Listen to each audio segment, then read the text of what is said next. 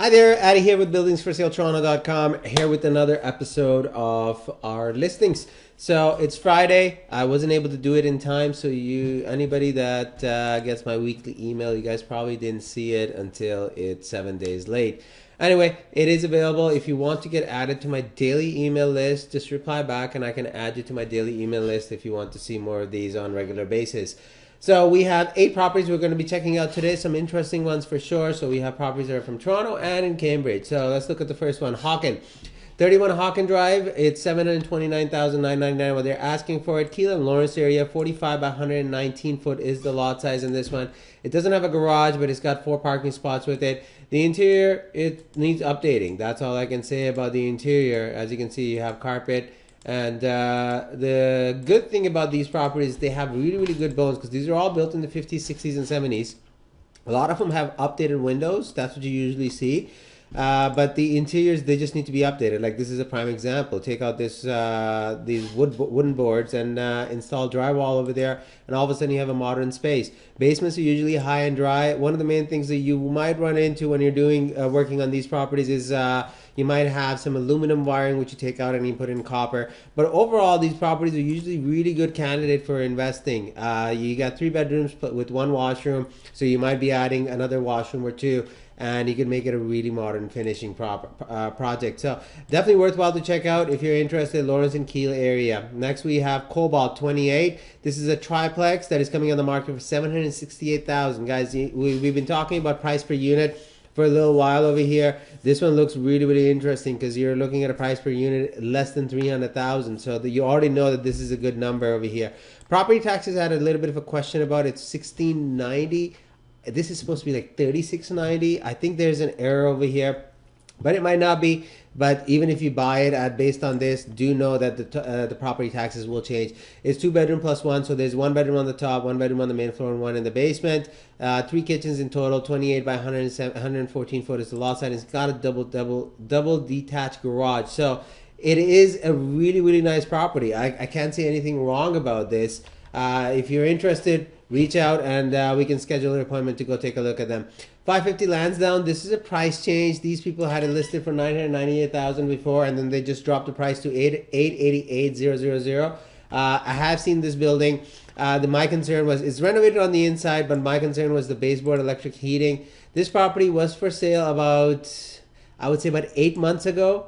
8 months ago it was for sale, and they had it listed at that point for 600 something thousand. So they didn't do anything major. They did cosmetic changes in there. They updated the whole building, so it looks really, really nice. It's really close to the subway. The only downfall for this building, the only thing that I can mention over here, is that it's really close to there's a low income housing building that is right next door to it. So that's the only downfall, and that's the reason the price is what it is. But there's going to be people that are going to be looking at buying this property because there's people that want to live there because it's close to the subway. It's the Lansdowne Bloor station line. It's a semi-detached. It's got a good lot size. It's got 3-car parking. So there's a lot of good stuff happening over here, and it is in Toronto. Now the low-income housing is not going to go anywhere, so don't be expecting that would be changing. But even if it doesn't change, you will still get good rents in this area. So $888,000 is what they're asking for this one. Next is 137 Winchester. This is a duplex. I have a love relationship with Cabbagetown, and anytime I see a property that I really, really like, I really want to go. I really want to showcase it. This one is 20 by 115 is the lot size. It has the original tin ceiling in there. It's a beautiful Victorian. You can see the wainscoting in there. It's got really nice finishes. 5 bedrooms in here, so it's a big place. It's got 7 washrooms. I don't know how accurate that number is. I think there's a mistake right here, as you can see, 3 by 3, so it might be 1. So, but it does look like it has. It does look like it has at least 4 washrooms in there.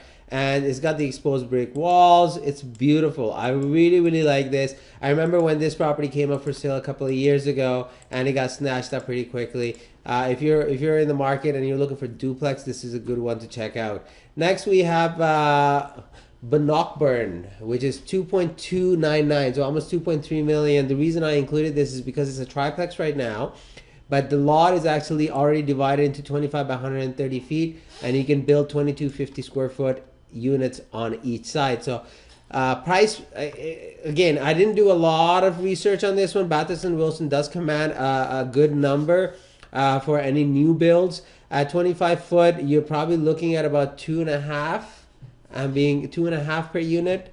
A new build, 2.5 to 2.8, 2.9. Your price for the land alone is looking close to 1.2. So it's a little bit tricky. So this would require a little bit more research on it, but it does look interesting because you have two lots. You can divide it up and you can put two properties over here. So any of the builders that are interested in looking at more numbers, reach out to me and I can set this up for you. Next we have Spencer. There's two properties in Spencer that are really interesting. This one is 3.49. I'm gonna pull up the numbers on this one and we can take a look at where we stand with it. So based on the rents that it's generating, it looks like you have annual rents at 159. And you have 4 parking spots for $2,400, 161,580. So 161,580 minus your expenses, which are at 32,193. It comes out to 129 divided by 3.2. What was it? 3.490. Divided by 3.490000. So there you go, 3.7% cap rate. Now at 3.7, it's not going to cash flow, but it is a huge building, and your price, we could do some math on that too. So 349, no, was it? Yeah, 3490000 divided by 10,393.